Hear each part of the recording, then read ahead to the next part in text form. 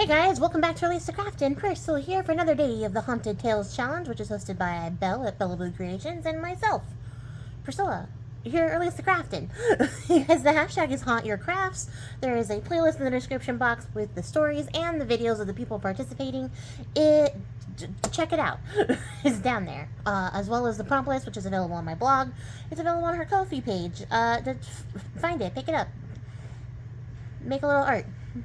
Do a little something, because a little something is more than none of something, you know what I mean? So even if you just jump in for one day, your favorite day perhaps there's a story here that you've always loved and now want to capture, you're participating if you do it the one time. So give it a shot. At any rate, today is day 5 and the prompt is The Eyes by Edith Wharton, and the tagline for this one is eyes are the window into our soul and a reflection of our actions. And you guys, I'm excited for this one. This is a short story, which I had never heard of before until Belle brought it to my attention. Why is it so dark? Oh, because my light is behind my camera and not outside of it. So at any rate, yeah, so Belle brought this to my attention. So that is how I learned of this story. I was not familiar with this by any means before, but now I am, because I have listened to the story since. And so, I have sort of manufactured a page here for us to fill out. And as you can see, it's a little bit simpler. This envelope is also going to factor, but I didn't glue it down yet because I want to emboss on it first. And I'm going to save myself the trouble of the mess that I'm going to make for myself later by leaving it off. So yeah, after Dorian Gray, I decided to give myself a little break and make it a little easier. So these are our pages, and I haven't even factored in the next page, which I should do right now. So this will be the next set.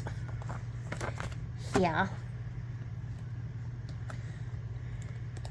And that'll be the start of the next one. I'm glad that I thought about that right now, because I would have been big mad if I had finished these pages and then realized I left no opening to connect the next one. Not that, like, that would have been world ending. I would have figured it out, but, like, you know what I mean? Jelly bean.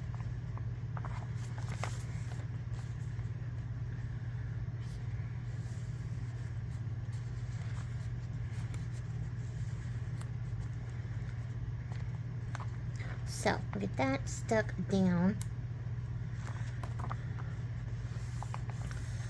so that we have a future here that we can work with.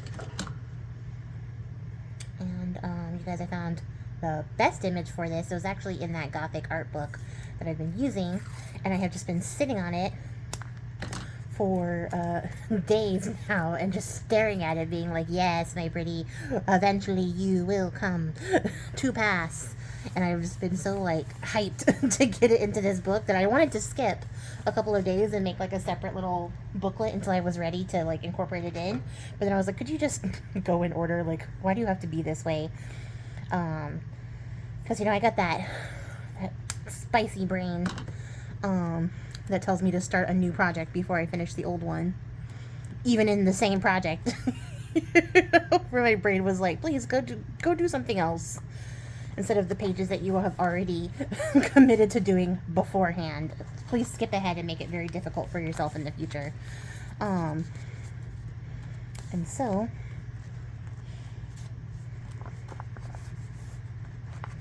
here we are. Okay, so, got some pages, got some stuff. We're gonna emboss before I get too deep and then forget what I was planning. Where's my stamp? Yeah, this is my stamp. I need, of course, the eyeball. Because the eyes, well, the eyes have it, right? They play a pretty big part in this story. And I'm going to do them in red for reasons that will become apparent as time goes on. Also, I finally re-inked my embossing pad, and I'm hoping that helps, because I don't know if it is the intensity of my heat tool or the weakness of my embossing ink, But in that last project I did, I was just watching hordes of embossing powder fly off every one of my projects, and it was upsetting, to say the least.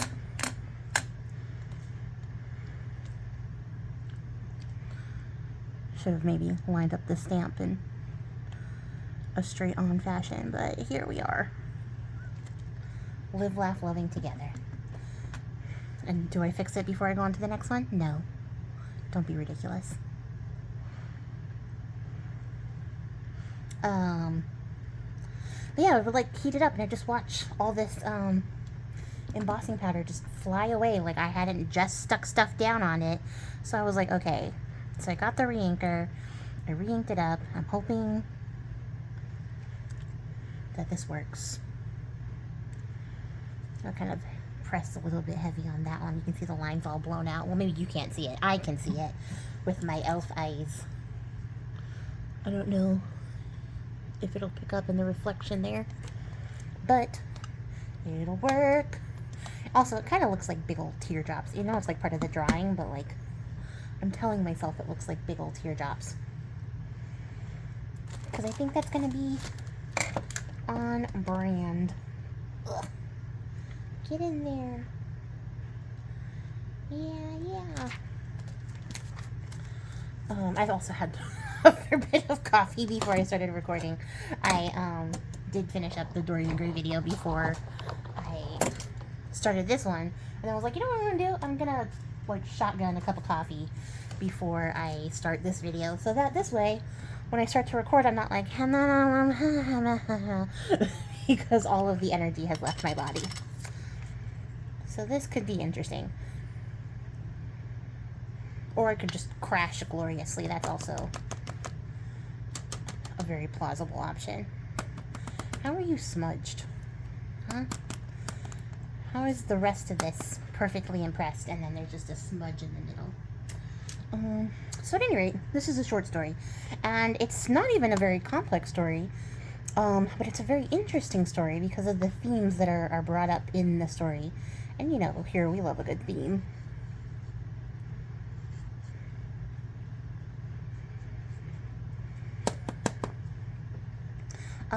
Sorry, this takes a fair bit more focus than I thought before I started talking confidently. But yeah, the themes in the story are very interesting to explore. And it's not particularly a spooky story. Like some of the other stories, you know, are a little bit more haunting, a little bit more creepier. It's more that it's, sort of, once you get to the end, it stops being a spooky story and sort of be, like, you get like an aha moment. You go, oh, you know, when you get to the end of it. Which I am not going to spoil for you guys, although it would be very hard. It's very hard in these short stories to not spoil them. Because they're short. Go figure. But essentially, hold on, because I'm going to heat emboss this and try to talk at the same time, and that's not going to work. Let's do it.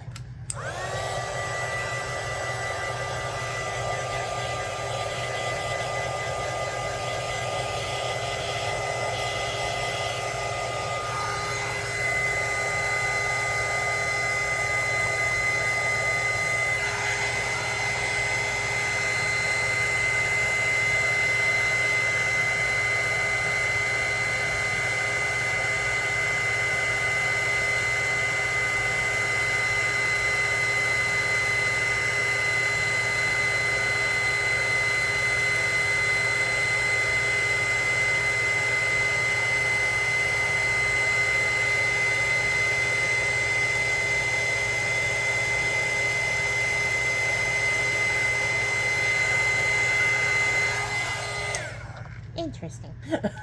So, let me make sure this is dry before I start poking around at it. So I got a very heavy-handed impression, and then as time goes on, it gets less heavy-handed, and I don't know, because it looks like I pressed harder here. So, I wonder if this is just because there was like a lot of ink, and then maybe like the levels leveled out because I maybe didn't work it in there very well as time went on. So I got like the best impression for the last one, but I kind of like the progression. You know, I kind of like it. I fuck with that. So not this one. I need archival. Gonna do a little bit of stamping to add a little bit more texture, and then we'll keep talking about it once I figure out how to get into this package. So, the story is fairly insular, actually, because it takes place at a like an old-timey gentleman's party, which is essentially just like a boys' club of things. Where these men get together, they hang out, they chat, they're all there because somebody is wealthy, or a couple of them are wealthy, and they're like well-to-do, you know, young men in high society trying to get up in high society, or they are in high society and are the people that everyone's like kind of kissing ass to. And we're exposed to the ass kissery right away because we realize that there is a sort of exclusivity in here. There is a circle of men, and then there is an inner circle among those men, and there are some men who would like to be in that circle and are not, and are a little bit resentful of it, who make some disparaging comments of the man that they are all there clamoring to be with. And then the narrator, who's like, no, he's actually not that bad of a guy. Once you get like to know him, he's actually kind of cool. And they're all like hanging out, they're telling ghost stories, and as time goes on, there's less and less guys, because it goes from like, you know, the full circle of dudes to the inner circle of dudes. And the man that they're all there for, whose name I already freaking forgot, and you know I did, he starts to tell the story, and he's sort of the main character of the story. His ghost story is basically what's the center of this story. So he tells his own ghost story from his own history and his own like recollections of his life. And he tells two stories, both because they have the same sort of phenomena that he witnessed coming up. And you sort of get an understanding of the character of this guy and how he has like chosen to navigate the world, so to speak. I just had a wild thought, but I don't know if I would like to do it. I have to think about it. But essentially this man, who's, I literally just looked it up and already forgot because I didn't write it down. That shows you guys how little I retain of names. Because I kind of think, yeah, and maybe in the gray. I don't know how, I mean, it's in the name. Stays on should stay on.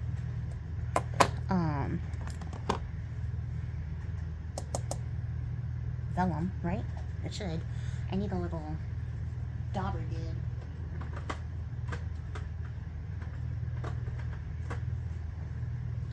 For gray. So, it's kind of like, this guy is, you know, he's like an upper class dude. He's an upper class bloke, right? And, oh, it's like a piece of fiber. I was like, what is this? It was this, you guys can't see. This little tiny bit of fiber was sitting right in the middle of my ink pad. And I was concerned that there was a mold. So let's see how this looks and if we hate it. I think it'll be really subtle.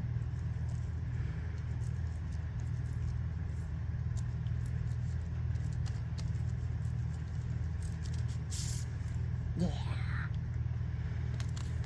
Yeah, I like that. Okay. That can dry. And we'll just keep using the gray for all the other things.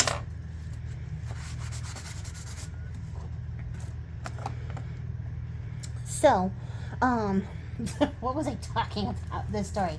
So, the guy, is basically like he's well-to-do, and so he spends his time mentoring, so to speak, these young men that he sort of collects over time.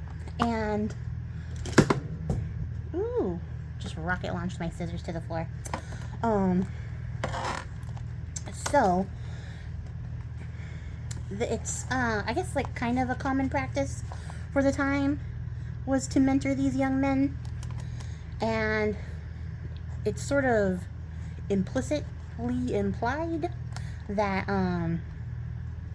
in doing so they're sort of engaging in homosexuality. There's sort of a homoerotic relationship happening here in exchange for the mentoring. There's an interesting commentary on the power imbalance that's involved with this as well. I have thoughts and feelings about that dynamic in particular.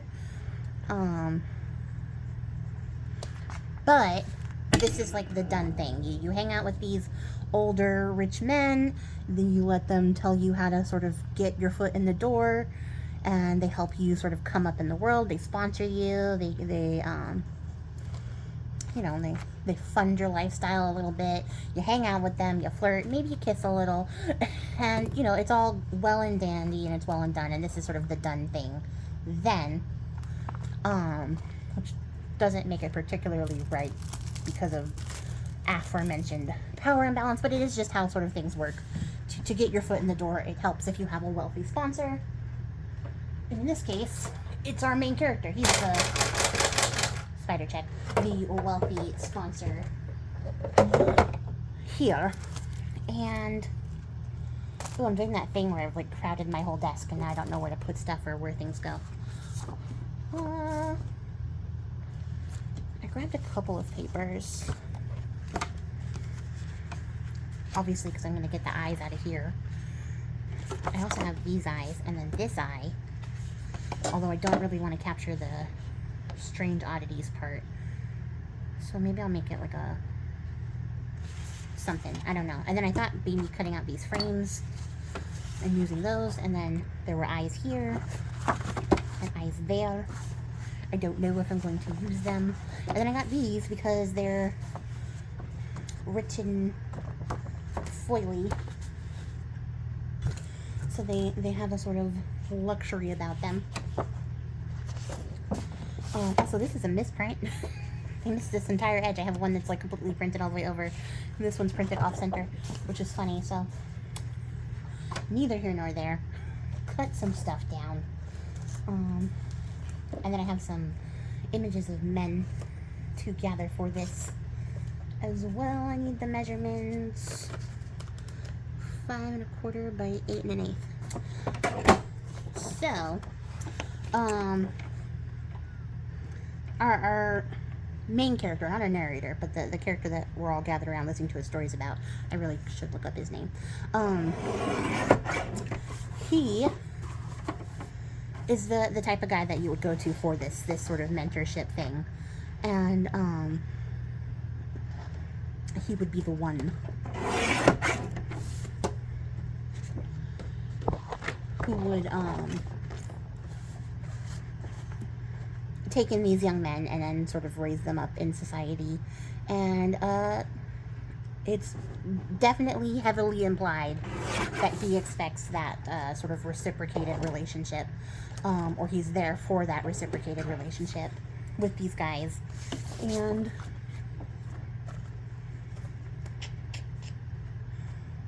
4 5/8 and 6 1/2.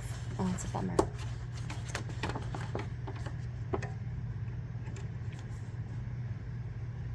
No, it's not a bummer. No, I'm making it work. I just thought it. I just thought thoughts. I thought thoughts and had thoughts and feelings. So, I say 4 5/8. Sorry, I can only do one thing at a time. The coffee did not make me superhuman. 6 1/2.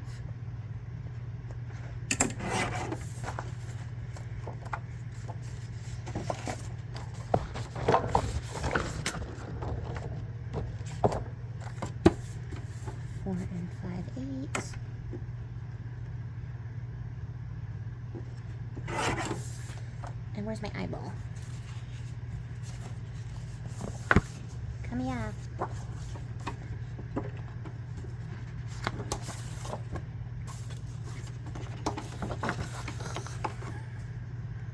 It's annoying. Okay, so, sorry, because I am going to continue to derail myself as time goes on.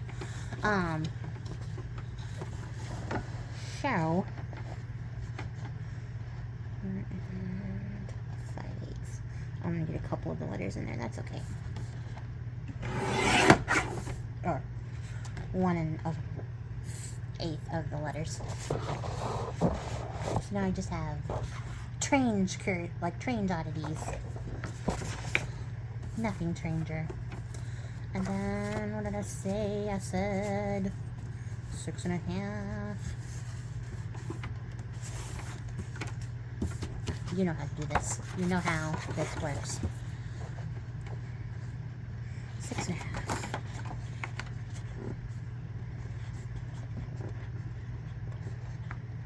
A little bit of overlap, so that's honestly most of it, but that's okay. It doesn't have to be perfect, it just has to be the page. You know, like this. Like these. So that's good for now.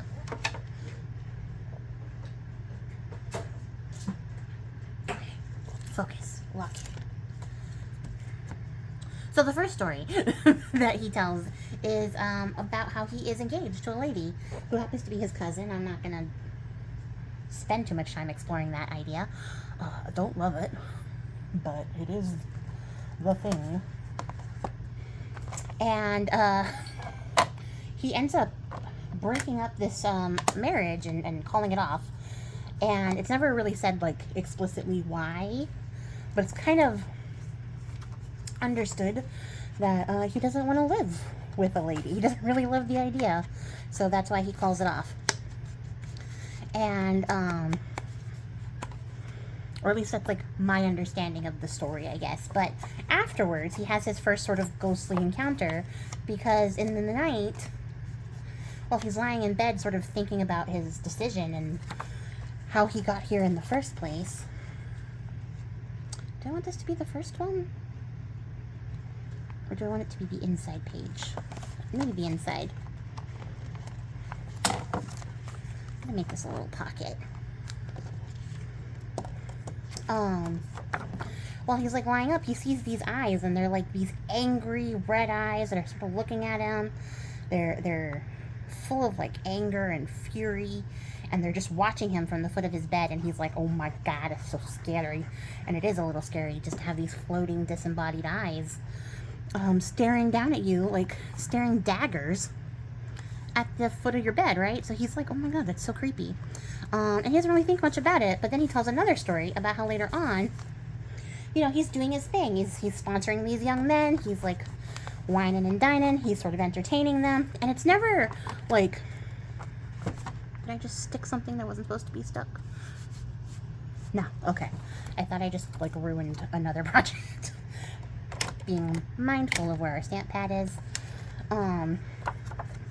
So, whatchamadoodle, you know, he's doing his thing. He's sponsored a couple of young men over the years, and they're usually writers, and he entertains them, and eventually he ends up sponsoring this guy whose name I remember as Noise, and I only remember that because I thought it was like intentionally Noyes, Noise, because this guy is not a good writer, but he's very attractive, and he's getting like entertained by our protagonist, our main character here, who is just sort of putting up with him, and like he's hoping that like things go for the best, but as time goes on it becomes very apparent that like Noise is not going to become a good writer, and he's just not good at it, and he's still being kept around by this man who enjoys his company for other reasons, not because he's a good writer, not because he's interested in like helping him try to foster his poor writing skills, but because he's very attractive and he enjoys like being in his company, and in the beginning really enjoys it, but as time goes on, he's like, okay, I'm a little bit over this guy. It's not nearly as fun, crazy, sexy, cool as I liked it to be. And, you know, he's sort of dealing with the feeling of, like, he's going to have to reject this young man and sort of cut him loose because he's just not worth sponsoring anymore. And that also leaves him feeling some kind of way, and he feels bad because he's sort of stringing this guy along, and he knows that eventually he's going to like cut ties there as well, and that's going to have an impact on this young man's life and his ability to like navigate in these higher society like social circles. And you know, as much as he feels conflicted, he's just like, yeah, but like pretty only gets you so far. I can't really deal with this in the long run for much longer, because the veneer is sort of wearing off, you know, like the shininess of it, the like, I like him because he's beautiful, that attractiveness only lasts so long. So he's just like, okay, yeah, you gotta go, this isn't working out. And he sees the eyes again, and without spoiling the ending, which I really would like to do, because I feel like none of this is really making sense without that little ending bit here. He does discover the source of the eyes eventually, but I'm not going to tell you what they are. But he's telling these people this story and sort of reflecting on that.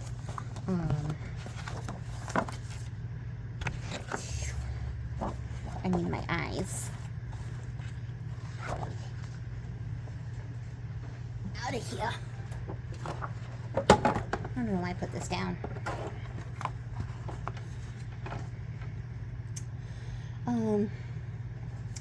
It's so hard to explain without spoiling the story.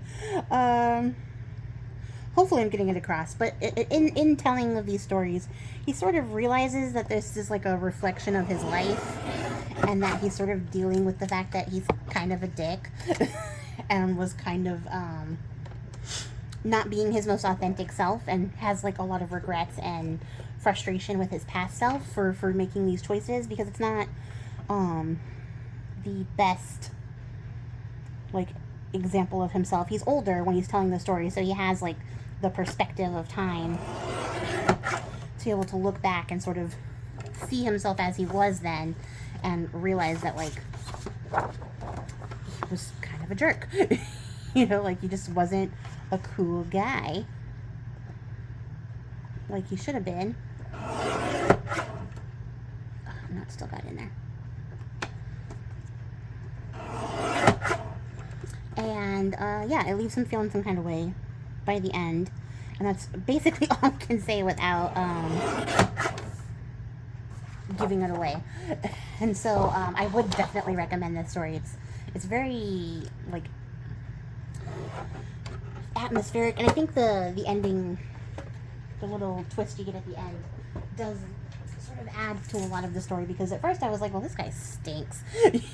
You know, like, this sort of sucks, and listening to him talk about himself in this regard and, like, sort of brag about how, like, callously he handled these situations makes me feel, like, very unsympathetic to his situation, which is, assuming is kind of the intended thing here. See if I can get as many full sets into this as possible.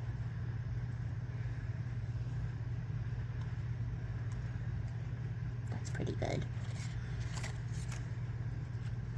And if you, oh, I forgot, they were on the floor. Jeez. Sizzles.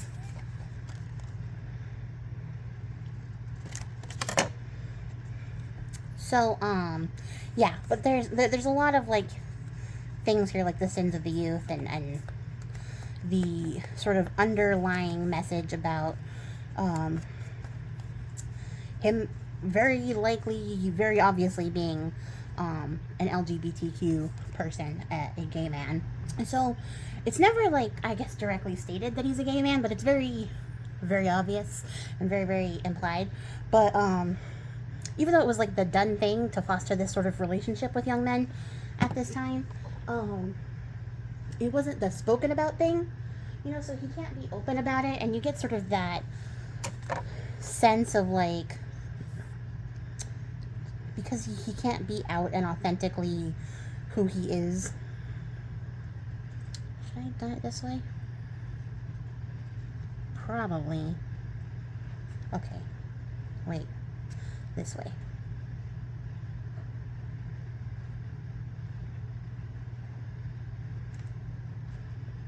So this side.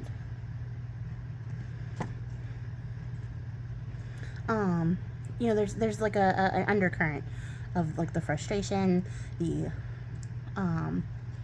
desire to have like the authentic life that you want, but having to make choices and decisions to not only preserve your lifestyle, hi baby, but also to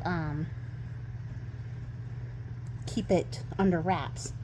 And I think that's part of the themes in this story, is upon reflection, you can sort of get the vibe that he is frustrated with his inability to live authentically, and because he made choices to preserve his lifestyle that, you know, impacted his relationships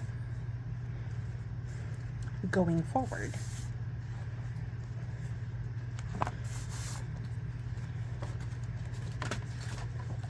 Beautiful. Well, I kind of like this because now it looks like it's like peeking out of the wallpaper. I wish I had been able to cut this so that it lined up.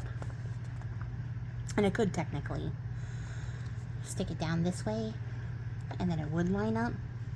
I have to trim a little bit off here at the bottom, but then I would have to cover the top somehow. Which I suppose I could cut this little strip off. Yeah, okay. Symmetry wins. Or alignment wins, I guess. It's not really, I don't know if you'd call it symmetrical.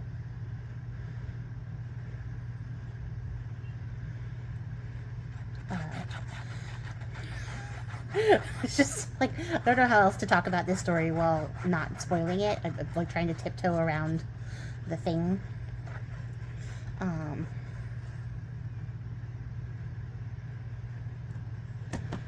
And it's difficult to tiptoe around for sure. Line it up.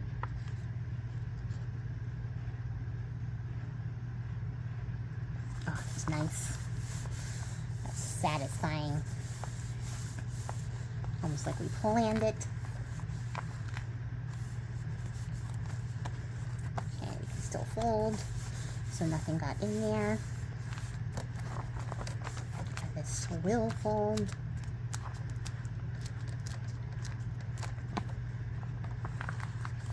So making sure it hits that curve. These envelopes are starting to curve a little bit. I don't know if it's just like the way that they're connected or what, but yeah, they are, and it's been very interesting. How wide was this? I should have just cut it with the choppity chop. 5 1/4. Wait, le choppity chop. So yeah, I don't know. I find this story to be interesting. Ooh, see, I gotta be careful because I have this very juicy ink pad that is trying to corrupt the youth like other people.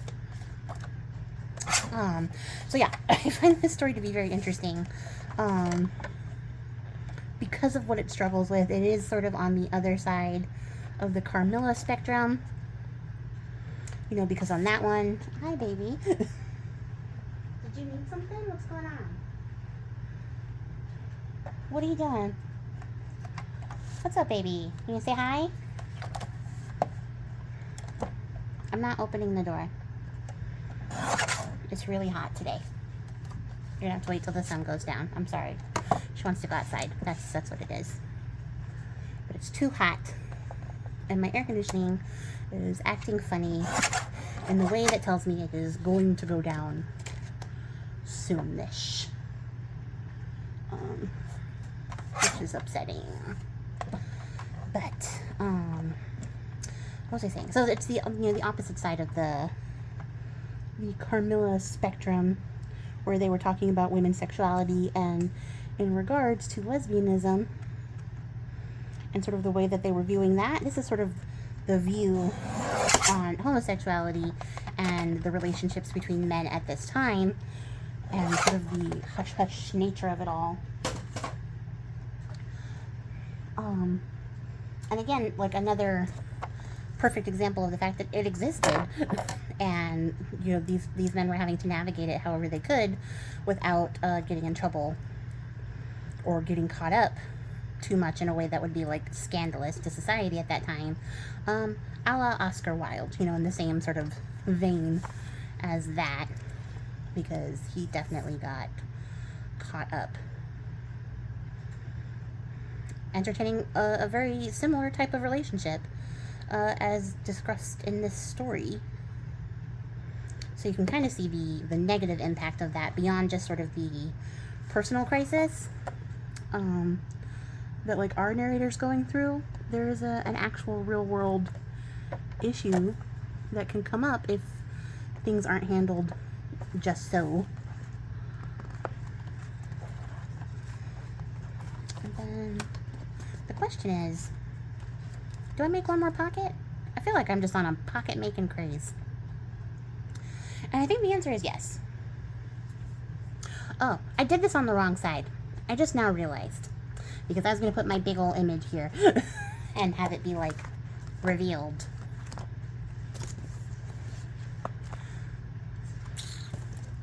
Can I bend this way? I can. I can. I may need a little bit of glue in this crevice. Okay, yeah, I mean, the symmetry beauty of this and all the choices I made to make that happen are going to be lost, because I do want it to be a little bit of a hidden image reveal. So, if I was paying more attention and not yapping, I would still get to keep my beautiful symmetrical page. But at least we know it's not symmetrical. My beautiful aligned page, I would still get to keep it if I paid slightly more attention. Also, this book is getting to a size that doesn't fit in frame anymore, which is also a little bit concerning. I have to be now mindful of it because the Dorian Gray page is so tall.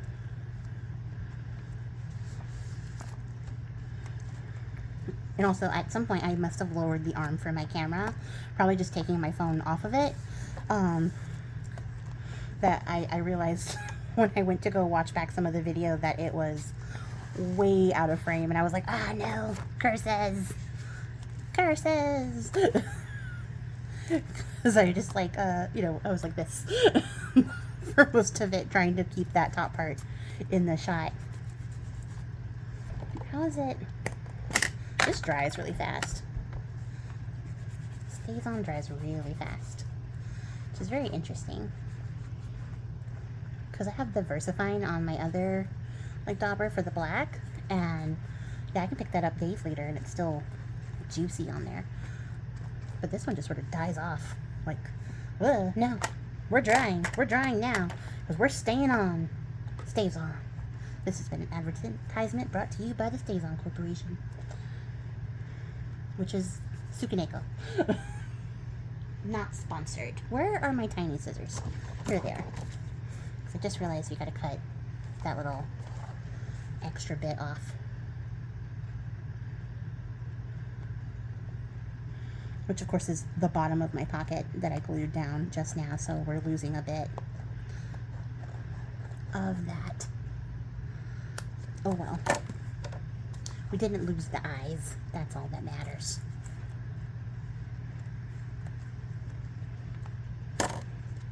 I guess the better question is it still a pocket? Or do I need to reglue?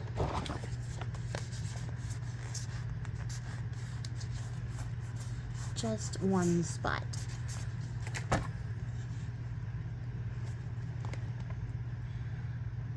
This is what happens when you don't pay attention or double check your work.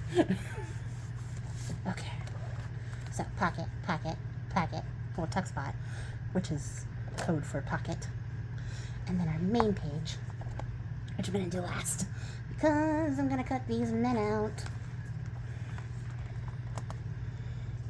Because this is a story all about how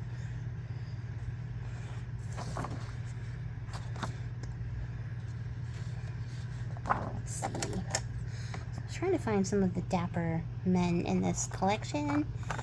I don't have all the pages printed out, probably. Or if I do, I have them in 2 separate places, which is also very likely. Hello, Josephine Baker, my idol. You know she had a pet cheetah? There is nothing I would love more in the world than a pet cheetah. Cheetahs used to be my favorite animal when I was a kid.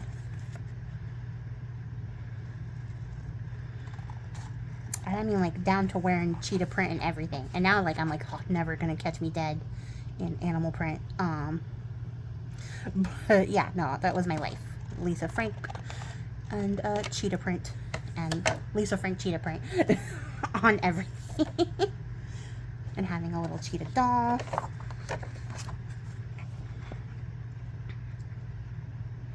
Isn't it kind of funny how you like outgrow your favorites in your youth and time?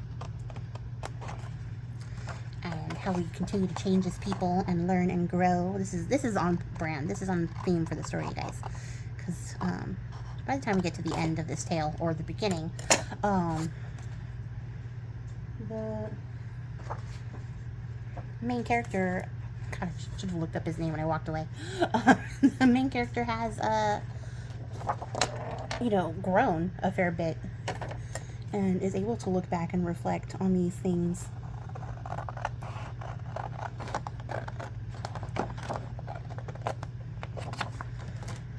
And sort of come to terms with how everything played out. I don't actually know how many of these I need.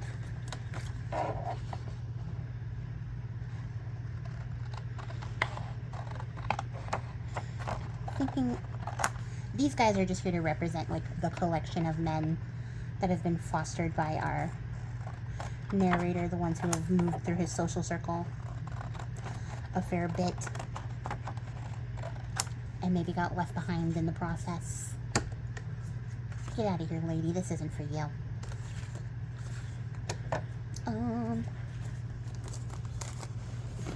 So I wonder, oh, it's gonna be slightly too small. I'll have to be this guy. He's a jaunty fellow though. It's too skinny. Dang it.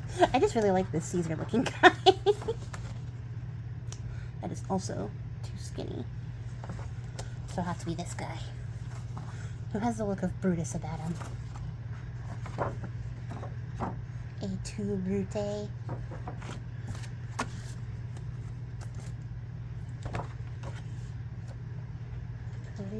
Burn.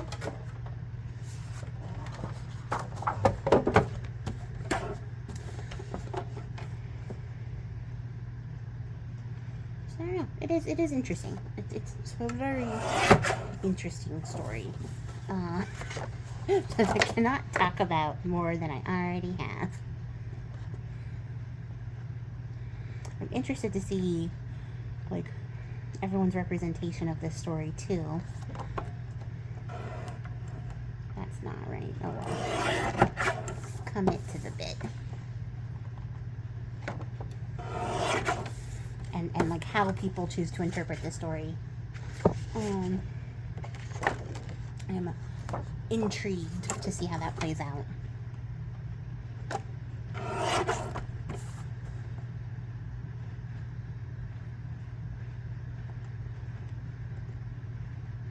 Otherwise, I don't really have that much interesting stuff to talk about. I did do some vacuuming, which I know is not exciting, but if you were following along with the paper ball saga, I did vacuum up a fair bit of them. So I'm beginning to think that that's where some of them are going. Is that I am unintentionally vacuuming them up when I'm just like doing regular housework and not thinking about it. And that might be where the hoard is going. What's the best way to do this?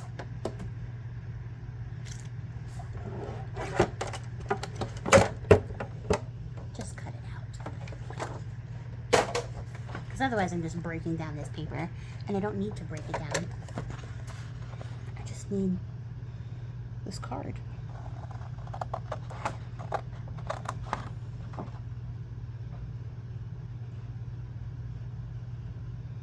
I do wonder though, how you guys feel about eyes. I know some people find them to be very unnerving. I love eyes. I love using eyes in my own personal art. I like eyes. The windows to the soul for sure, but like, I don't know, beyond that, I just really like looking at eyes, which is funny because I cannot make eye contact to save my life. I will absolutely freeze up, but again, I am spicy brained, so take that as you will. Like with my spicy brain, cannot bring myself to make eye contact for very long periods of time. And especially if I'm like telling a story, I have to look away in order to tell my story. But I am absolutely in love with like using eyes in my artwork, and I find them to be less spooky, but also just like really fascinating because they're able to like evoke so many feelings.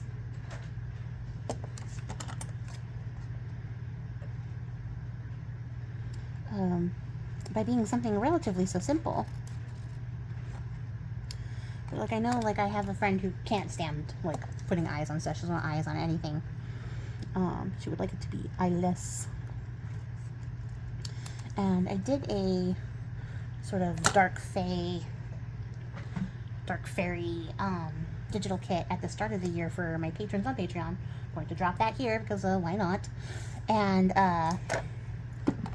it also heavily featured eyes, and it's because it was supposed to be like, you know, dreamlike and spooky, but not particularly scary.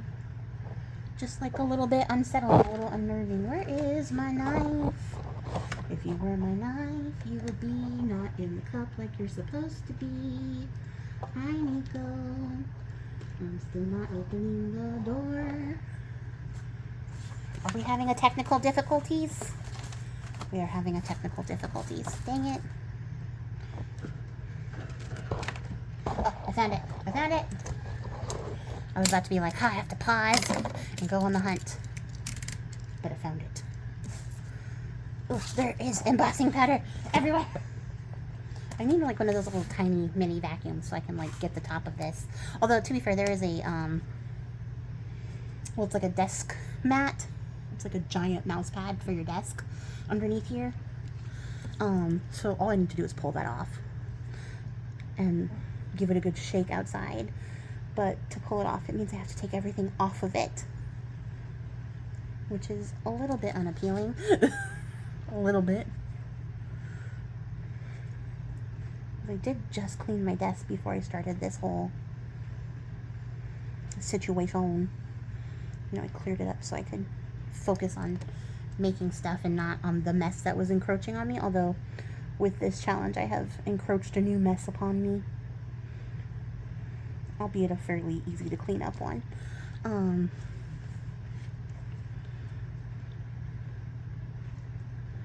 So I could go take it off and shake it out because it really does. But I would like a little tiny vacuum that I could just be like, Yeep, and get this extra freaking embossing powder off of things. So I'm going to do a really great job on the straight lines and then just a really botched job on the curved ones.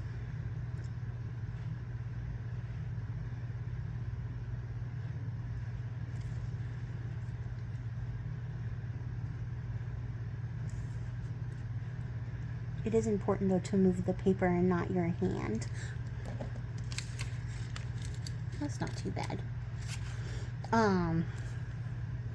Because sometimes you guys comment that and you talk about how I use this knife freehand, and you have to sort of lock your wrist in place and your hand, and then you can move the paper around it. But that is how I keep it so steady, is by, well, practicing for starters, but also turning the paper and not my wrist. So you turn your wrist, it comes out wonkety doodle, which we'll see on the circle one. Because I always turn my wrist on the circle ones. Oh, the oval.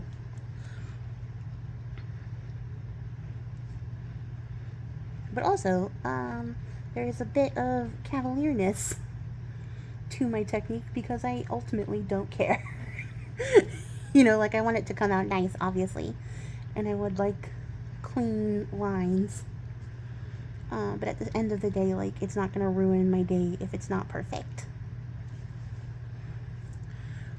Which I think is sort of what's required if you would like to use your blade like this. If you would like to move more confidently, I guess. Is you sort of have to give up caring about perfection a little bit, which sounds odd coming from me because I do like a little bit of the neat and tidy perfectness of it all. But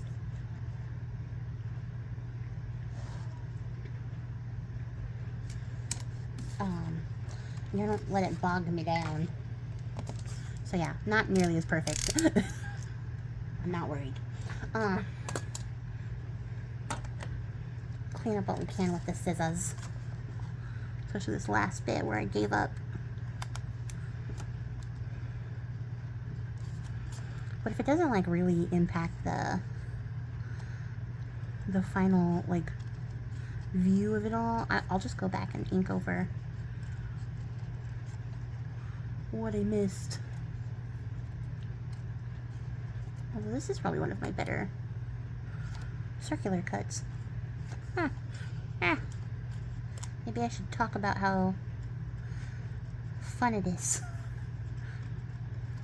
while cutting, and that will help me do it better. Oh my gosh, I actually do have something to talk about, and I know you guys are gonna be like, not another delivery story, Priscilla, oh my god. But this was crazy. Okay, I am renewed with purpose now that I remember I have a story to tell. So those of you jumping in late or who have left early will have missed the story, but I do have a story to tell. So, I, as you guys know, quit using DoorDash and have switched to Uber Eats, who I used to get around, so I figured, why not? And I haven't had any issues with delivery from them. I get the things I order, and it's not like I order a bajillion things.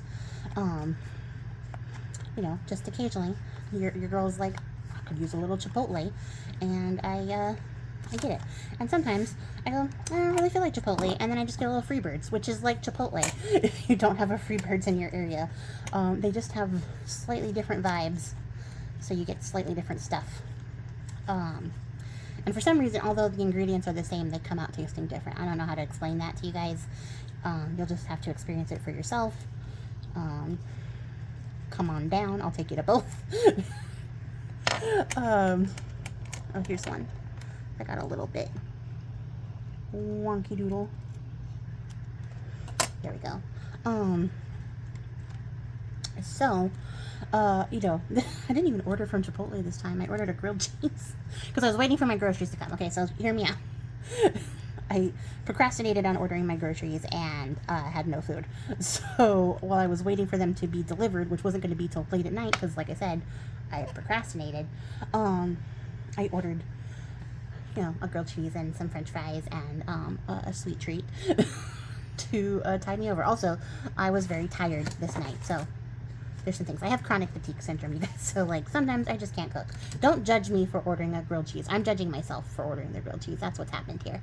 I know you guys aren't because you guys are cool people. But I ordered this stuff. I ordered it from Dairy Queen because it's nearby and I wanted it fast. And it got picked up. Everything was fast. Everything was fine, right? And then I keep getting these phone calls from what my phone is telling me is probable spam. So I don't answer because I trust my phone's judgment. When it says it's spam, I'm like, yeah, okay, you're right, you're right.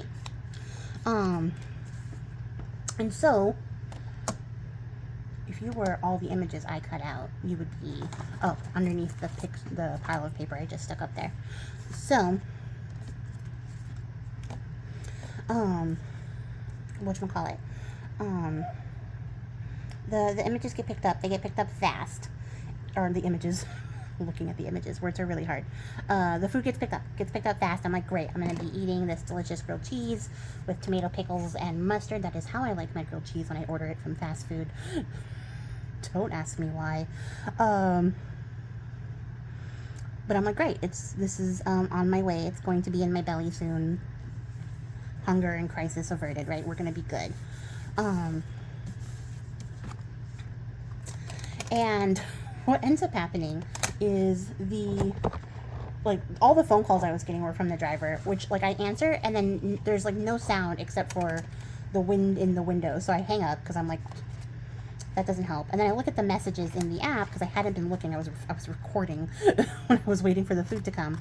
And I just happened to be, like, in between shots when I noticed that I was getting all these phone calls. And I look at the messages, and it's like, hey, I can't find you. Can you meet me outside? I can't find your apartment. Please come outside. And I'm like, what? So I go look at the app, and I'm looking at the GPS, and the guy's like on the street. Like, here's my apartment complex. There's another apartment complex like to the side of it, right? Here's the street, my apartment complex, this apartment complex. The gates are side by side, so people usually drive in this one thinking because it's open it's going to let them into this one and just ignore the signs altogether, and then they drive through this little tiny apartment complex and are like, I can't find your building, which is what I'm really used to. So I'm always like, okay, you have to go to the one that has a green sign, that's how you find me, like blah blah blah blah blah. And I, telling them the name of my my complex and all these things. And when I'm looking at the map, there's the two apartments, there's the street, and the guy is way over here in these other like apartments parking lot. So I'm like, sir, you're not even close. So I'm like, what the heck? You're not even in the ballpark of close. Like, how did you end up here? And so I'm like trying to explain to him how to get to my apartment, how to where to go, and he's like, you put in the wrong address and you wasted my time. And I was like, wow. Okay, like that's a hot take for your inability to go to where the pin is on the map. Like, that's crazy. I've never had anyone speak to me like that in just a text message in these apps before. So I was like, okay, I didn't put in the wrong address. I put in the one that puts you directly in front of my apartment, as you will see by the pin, which is not anywhere near where your car is. If you could go to the spot that's highlighted on your thing, yeah, you would get there. And so then, I'm still waiting and waiting, right? Because I told this guy how to get there, and his car's not moving. And it doesn't move for another 10 minutes. So I'm just watching this guy sit there. And I have now, at this point, gotten dressed. I am sitting outside. I'm, waiting to find this man. And, sorry, I thought I was cutting the frame. And I'm like, hey, I'm outside waiting for you, and I do not see you. And your car is not moving. And then finally it starts to move. And finally it goes to the right apartments. And he pulls up and he gets out of the car and he's like, hey, are you Priscilla? And I was like, yeah, I'm Priscilla. And he's like, you put the wrong address in there, and just starts laying into me. Like I ruined his life personally. And he's like, I'm driving around for 25 minutes trying to find it because you put the wrong address in. And I'm like, no, in fact, I did not. Because I get stuff to this address all the time. I know what my address is. And he's like, you should have put in the name of your apartments as the address. And I was like, no, because that's not my address. If I put in the name of my apartments, the GPS actually will point to the houses behind the street behind my apartment, so you can't get there. Ask me how I know. Because I get stuff delivered all the time, right? So even to this day, because I have tried it before to be like, well, maybe if I change it back, then they'll find me. Maybe the GPS won't be stupid. No.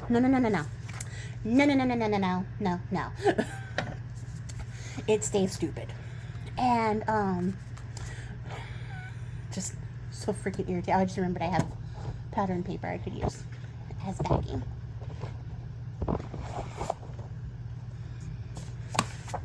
So, and the whole time, the guy has my food, he's, yelling at me, and he's, I want to say, at like a level 9, 8 or 9, and he's so mad about it. And like the whole thing I kept thinking this entire exchange was, you could have taken the food back. You could have, in the time in which you have spent driving around being mad at me, you could have turned around and taken the food back and not made it my problem. You know, or you could have made it my problem, but like, you know, less your problem, more my problem.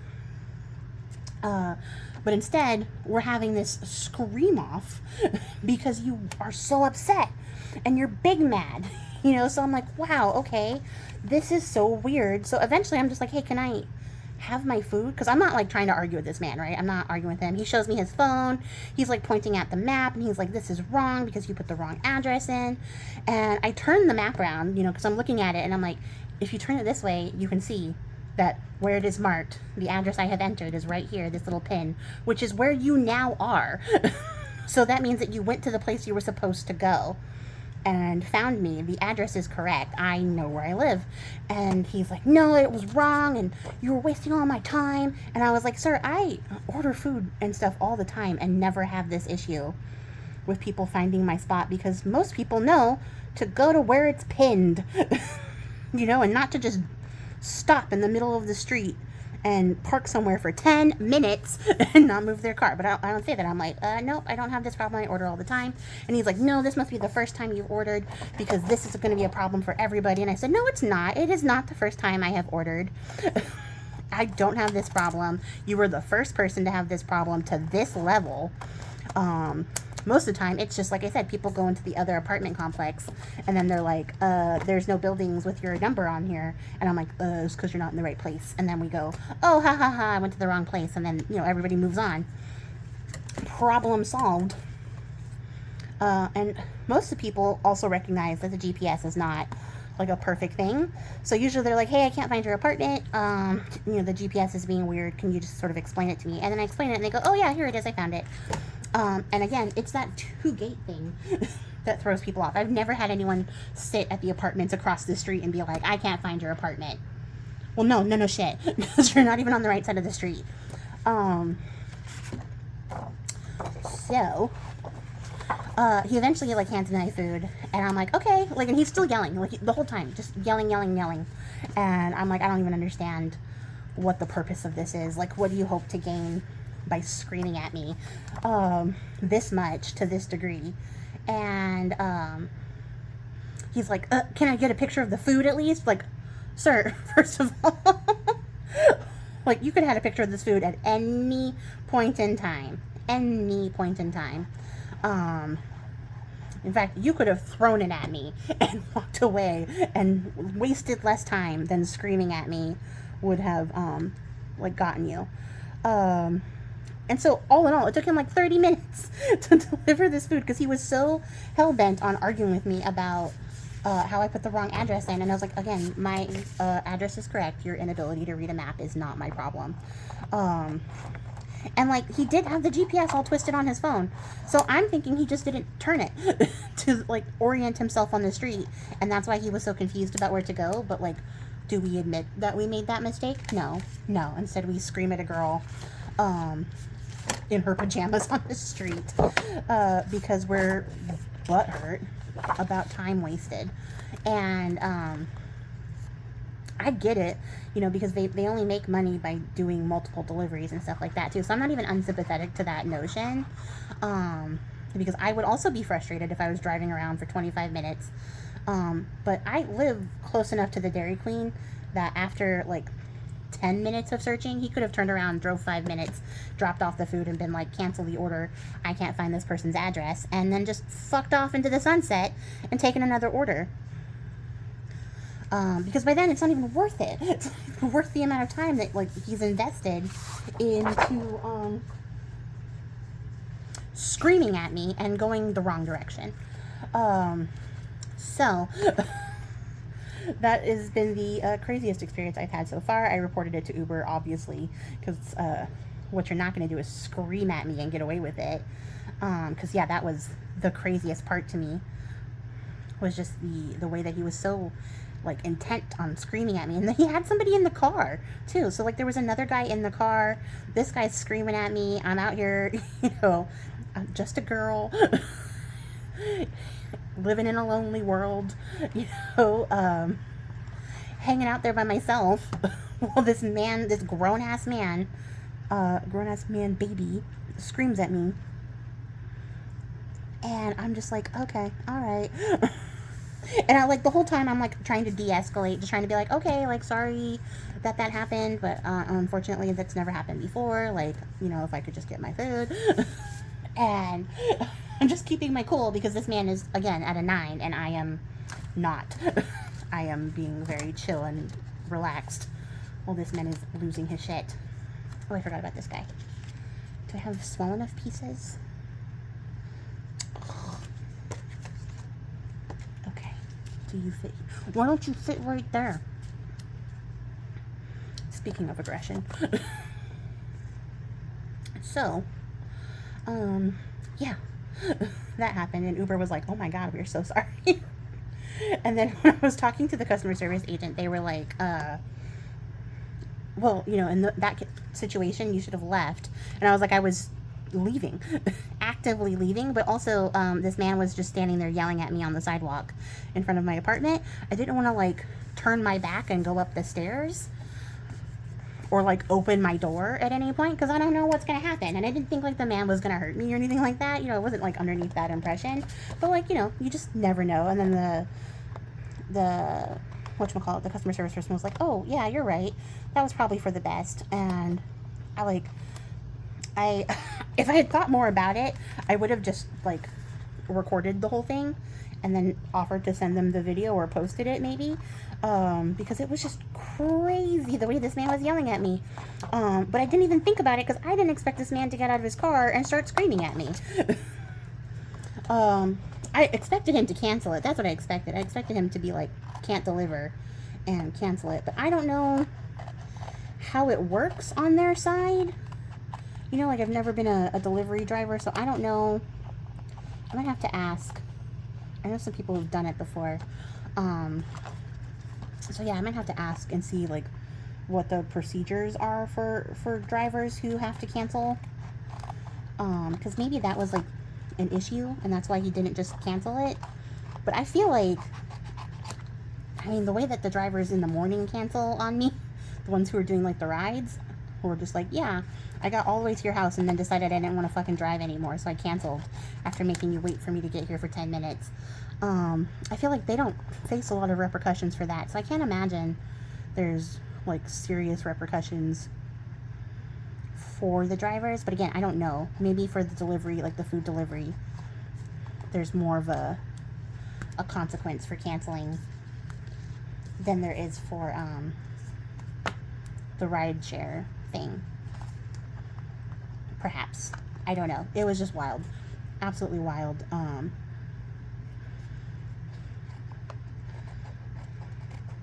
But after, like, a stint in my air fryer, the grilled cheese was good again. So it did hit the spot. Once I got, like, into my house and finally got to eat my food, I was in a much happier place. But yeah. How long is this? This video is gonna inadvertently be longer because I didn't switch to voiceover mode, which I suppose I should do now so that I can wrap it up and add the finishing touches. But I kind of want to show you guys, without the speed up, the image that I got for the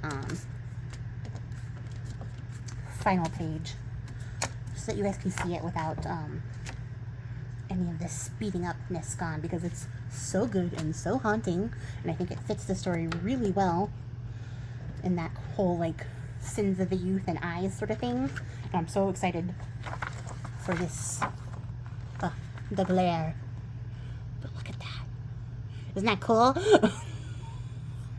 When I saw this, I was like, oh, I know exactly where this is going, and it's so perfect. So yeah, I'm going to cut this down to size, and then I'm going to I'm going to round the corners on these, and then ink them up, and do a little stamping, do a little stenciling, do a little embossing, you know, the three things.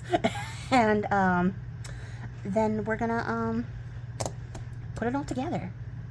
So yeah, I'll be right back. Bye. Okay guys, so we're just doing a little bit of finishing touches here. I sort of figured out how I wanted to arrange these cards. I backed them, like I said, cut them out, did a little stenciling on them, just to make them sort of blend in together. We have our fantastic image here that I am going to cut out and then frame with some gilding flakes, because I want it to be like the eyes, part, words are really hard, the eyes part, but also like the sort of gilded way that we look back on our youth, and then sometimes maybe overlook the sins of youth, which I've already said at one point, but you know, like I wanted to sort of gild it and frame it as a portal that we're looking back on, like looking back into the past, and also just sort of the lens in which we are viewing our youth and how we acted in those days. Because sometimes, you know, you look back and you're like, oh my god, why was I like that? And other times you're like, no problems, no regrets. You know? And if that was your entire youth, I am envious. But I think we've all been there, made a couple of mistakes, made some choices we didn't really like. And, you know, you grow as a person. And I think that's kind of part of the themes of the story, but more just sort of like how your own past can sort of shape how you view it in the future, if that makes sense. That doesn't make sense. How am I trying to say? See, it's so hard to talk about this without spoiling the story, and I feel like by talking more about it, I feel like I've spoiled the story a bit.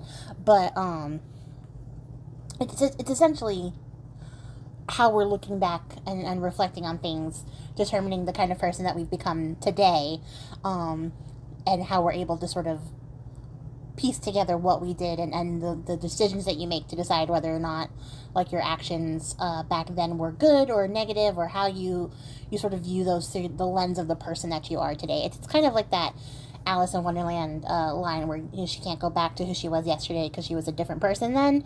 It's sort of the same idea, I guess, that I'm trying to convey here.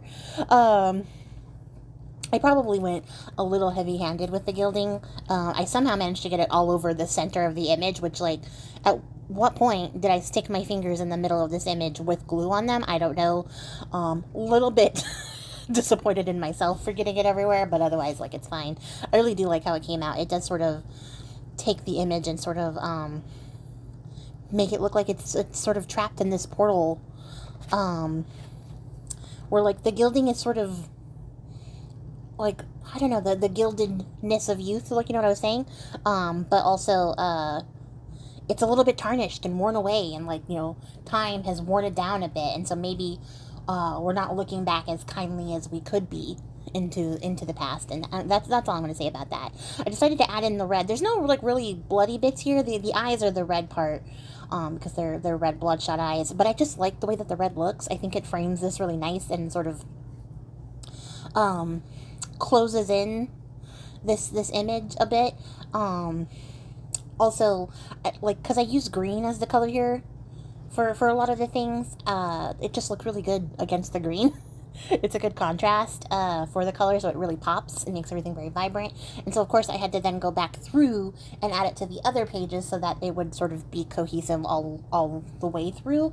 And then it also makes the little glassine, well, it's not glassine, the vellum little flip-up pocket, which is empty for the sake of just being empty.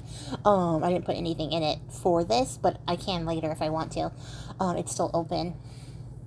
But it matches the eyes on the glassine pocket, so, like, you're constantly being haunted, not just by these, like, intense red eyes, but also by these, like, faded out green eyes and faded out black and white eyes. Like, they're ever present, and they're always sort of looking back. And I think it's sort of a, like, even if you're not personally looking back, somebody is looking back at that time in your life, and thinking about it. And some people are looking at you when you don't think that they're looking at you, so, like, people can see your actions as they're happening, and I think that's a good reminder to have, and how you conduct yourself and how you act.